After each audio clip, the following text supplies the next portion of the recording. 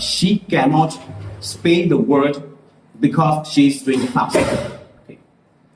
Eventually, you have to spell the word stamp. Stamp. Okay, right?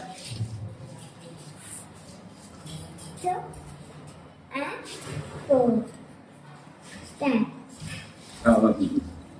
She wrote the word stamp in this way. Okay. Instead, we have to do this dimension. Just count the sounds in the word stamp. Okay. You have to count. Okay. Count. Stop. Stop. Stop.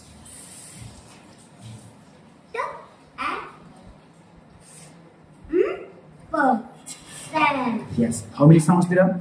5. Yes, 5 sounds. Okay. Now tell me.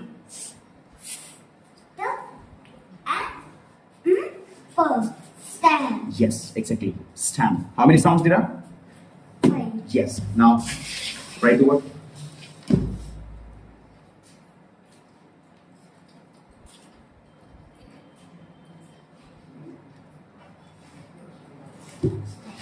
Very good.